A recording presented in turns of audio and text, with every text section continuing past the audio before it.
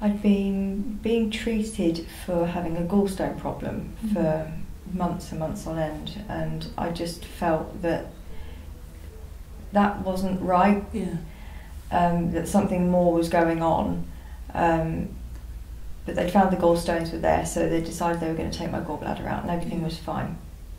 And I woke up from the surgery, and there was a nurse there looking very concerned. Right. And she said that she wouldn't speak to me until my mum was with me. Right. And said that they had found a mass, they described it as, because they didn't know what it was. Yeah. And that they biopsied everything and basically put everything back together nice and tidy and backed away slowly from it. And it took about 6 weeks for them to diagnose peritoneal mesothelioma. And having asbestos cancer in your 30s is quite unusual, apparently. Exceptionally unusual.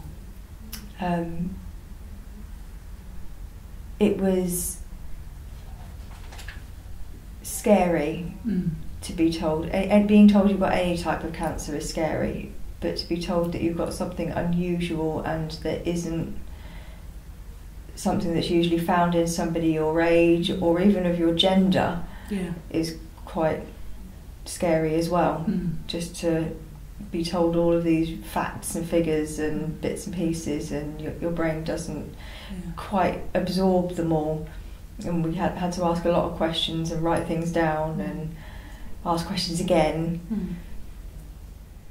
So when you first had palliative care, hospice care suggested to you, how did you feel? Did you feel a bit weird? Outright no. Yeah.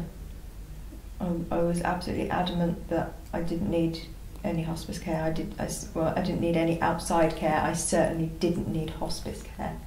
In my head, as soon as I stepped through the door, it was going to be a step that I couldn't take back. And it felt very negative. When we came in, it was still scary, but it was completely the opposite of anything that I actually expected. That, you know, the lights are bright, the people are not doddery in the nicest possible way. No. Everybody's young and vibrant and happy and genuinely pleased to see you. Yeah, absolutely. And that I do go home, you know, at the end of it, and I think that's the biggest part of it. It was feeling that if once I came, I wouldn't go home again. Yeah. Because everything revolves around my daughter. Yeah. It's that simple, and she's 5 and she's dealing with everything that I'm going through like an absolute champion. But there have been a lot of times where I have felt that I'm failing her, and between the two of you, you've reassured me that I'm not the worst parent on the planet, and I am doing my best, and actually my best some days is good enough, and even just good enough is good enough. Amy is 5.5, and she knows everything about my illness, including that I'm dying, at a 5-year-old level.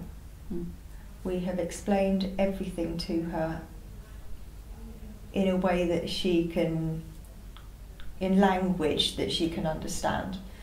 She's been with me to have blood tests, she's been with me when I've had blood transfusions, also when I've had chemo, when I've had my surgery and I had tubes up my nose and in my stomach and everywhere else, and she didn't bat an eyelid. I was determined that she wasn't going to see me like that, and my mum overrode me. Said she just wants her mum. And brought her to see me, and she just went, "What's that do? What does that do? What does that do? What does that do?" We explained everything and she went, "Oh, okay." I think it sometimes takes away the fear for little ones, doesn't it? Just for her, knowing that it's there for a reason and why it was there was good enough, and she was satisfied with that.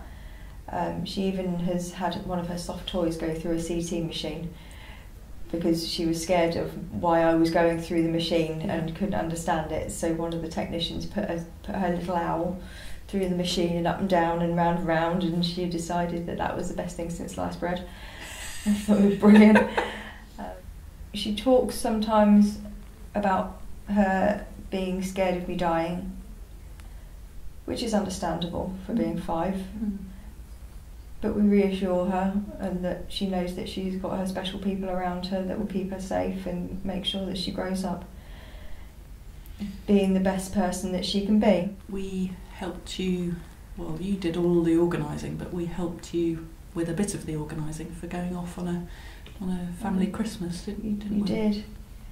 You made sure that I could have all the medication that I needed, made sure that I had just in case meds, and made sure that I felt confident enough to travel, because for a long time I wasn't, and I didn't think it was a very good idea. But that journey made the world of difference to Amy, because we went to France where her grandparents live, and went with her dad, because her dad is a massive support in my life. As much as we're not together anymore, he is a huge part of my life still. We're best of friends. He hadn't seen his parents at Christmas for over a decade. And it made such a big thing of us all being together as a family, with his family. And without the support of you guys, I wouldn't have got there. I wouldn't have had the strength to do it and know that it would be okay.